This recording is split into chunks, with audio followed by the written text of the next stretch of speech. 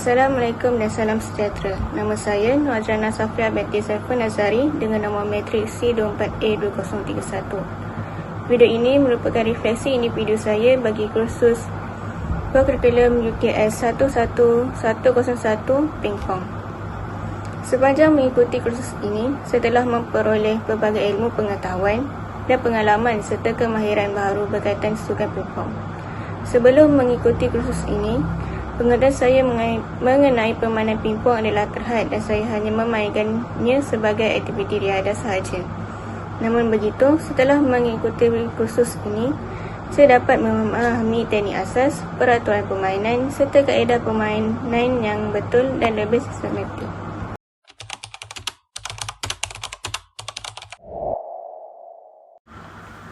Antara pengetahuan asas yang saya pelajari ialah teknik memegang bat pingpong dengan cara yang betul. Walaupun kelihatan mudah, teknik pegangan yang tepat memainkan peranan penting dalam memastikan kawalan dan ketepatan pukulan dapat dilakukan dengan lebih baik.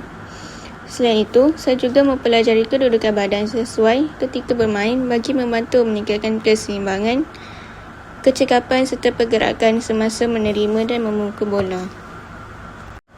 Seterusnya, saya juga telah mempelajari beberapa teknik asas dalam permainan pingpong seperti servis, pukulan forehand dan backhand.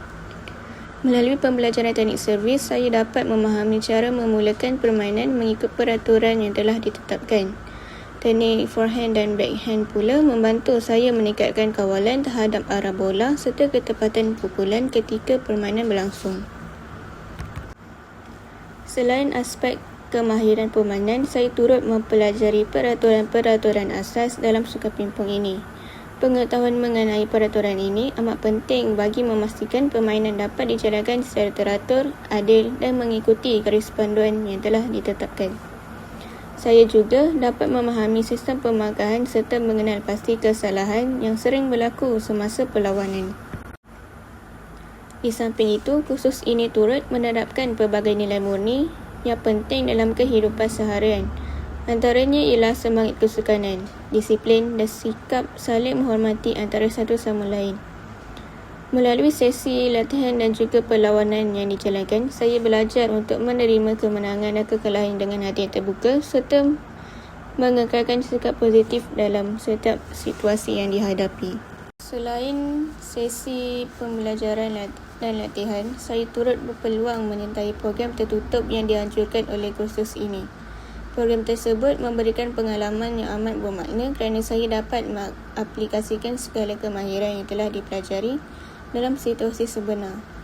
Melalui pengalaman ini, saya dapat merasai suasana pertandingan, meningkatkan kemahiran berinteraksi dengan rakan serta memahami dengan lebih mendalam tentang nilai semangat kesukanan. Akhir kata, saya ingin merakamkan setinggi-tinggi penghargaan dan ucapan ribuan terima kasih kepada pensyarah serta rakan-rakan sekelas yang telah banyak membantu saya sepanjang mengikuti kursus ini. Saya berharap segala ilmu dan pengalaman yang diperoleh dapat dimanfaatkan pada masa hadapan serta menjadi penolong untuk saya terus aktif dalam bidang sukan. Sekian, terima kasih.